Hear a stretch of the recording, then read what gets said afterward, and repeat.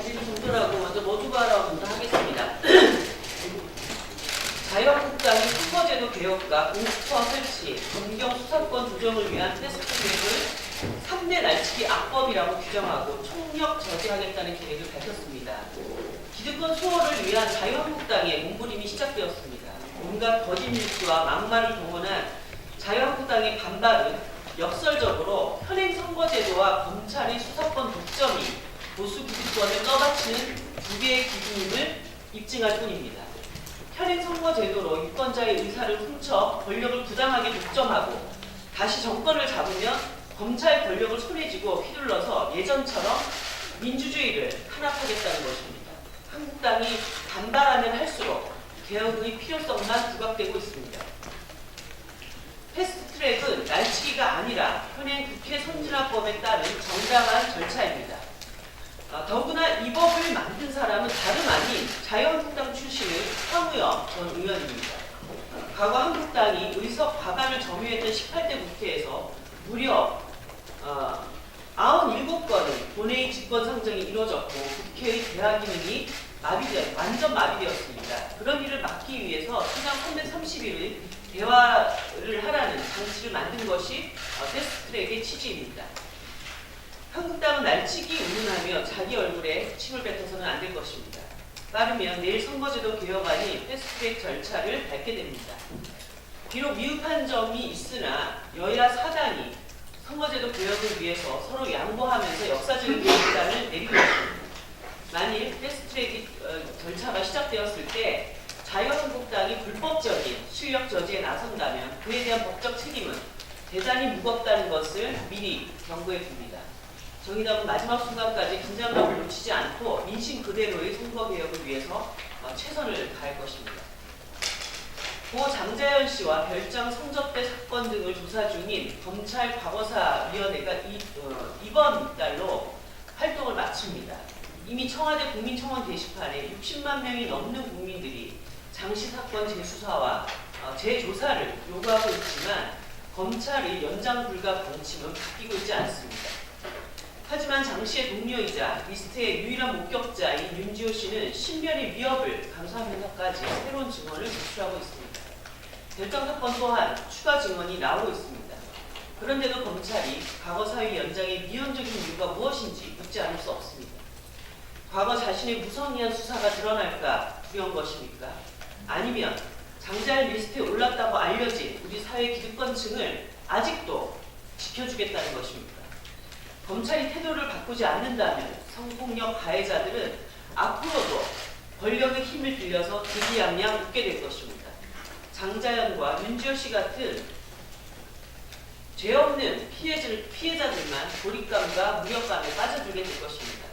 검찰 과거사위는 검찰의 명예가 아니라 검찰이 권력 남용과 직무유기로 인해서 피해를 입은 약자들을 위해 설치되었습니다. 검찰은 윤지호 씨의 목소리, 아니 국민의 목소리에 응답하여 과거사위 활동 시한을 연장해야 합니다. 이것이 검찰이 권력의 내부자들을 벗어나 국민의 편이 되는 첫걸음이 될 것입니다. 자유한국당에게도 한 말씀 드립니다. 별장 성접대 사건과 관련하여 곽상도 당시 청와대 민정수석이 이 사건 수사를 노골적으로 방해했다는 보도가 있었습니다. 김 전 차관에 대해서는 직속 상관인 당시 법무부 장관 황교안 대표가 그를 비호한 것이 아니냐는 의혹도 제기되고 있습니다. 긴말하지 않겠습니다. 부도덕하고 잔인한 성범죄자들과 한편인지 아닌지 황교안 대표는 한 점 의구심도 남지 않도록 해명해야 할 것입니다. 한 가지 더 말씀드리겠습니다. 지난 15일 고용노동부 업무보고에서 정부가 탄력근로제 확대 시 노동자 건강권 보호를 위한 조치를 전혀 마련해두고 있지 않다는 점이 이재갑 노동부 장관의 답변을 통해서 확인되었습니다. 이 장관은 간호사 고시 기준을 넘는 장시간 노동을 어떻게 막을 것이냐라는 저의 질문에 대해서 11시간 연속 휴게제를 도입하면 된다는 이미 내놓은 답변을 또 들고 나왔습니다. 최근 노동부가 간호사 기준 고시를 탄력근로제 확대와 똑같게 단위기간 3개월에서 6개월로 바꾸는 연구 용역을 추진하는 이유에 대해서도 3개월 전에 과로를 밝히기 위해서라는 생뚱맞은 답변을 내놨습니다. 유럽연합의 11시간 연속 휴게제가 휴일 하루는 무조건 쉬도록 하는 다른 성격의 제도라는 저희 지적에 대해서도 유럽은 탄력 근로제 단위 기간이 1년이라는 전문서답을 했습니다. 이날 답변만이 아닙니다. 최근에는 고용노동부가 지난해 한국노동연구원에 의뢰한 탄력근로제 실태조사에서 사업장의 70%가 노조나 노동자 대표의 동의 없이 탄력근로제를 불법 도입한 점을 확인했음에도 그 결과 발표를 고의로 누락하는 반칙을 저지른 점이 언론을 통해서 확인되었습니다. 3개월짜리 탄력근로제도 제대로 관리감독하지 못하는 노동부가 6개월로 늘리자고 하다 보니 이런 거짓 보호를 하게 된 것입니다.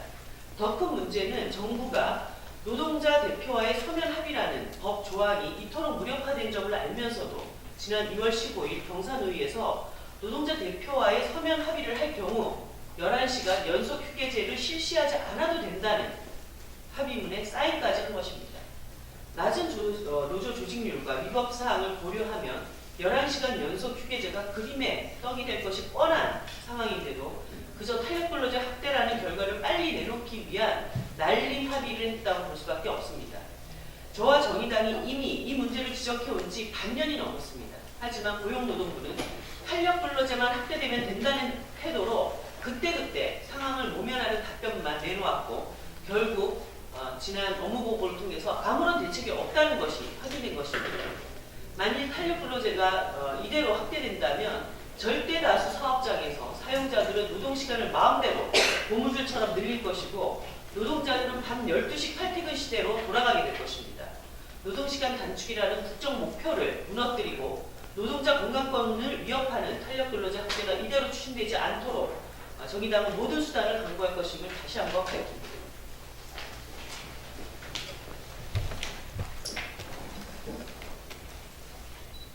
연동형 비례대표제 50% 반영을 주축으로 하는 선거법 개정안에 여야 사당이 합의했습니다. 온전한 연동형에 미치지 못하지만 매우 의미 있는 문제입니다. 환영하는 바입니다. 여야 사당의 선거 제기하여 패스트트랙 합의로 한국 정치계에게 큰 획이 지어질 것으로 기대합니다.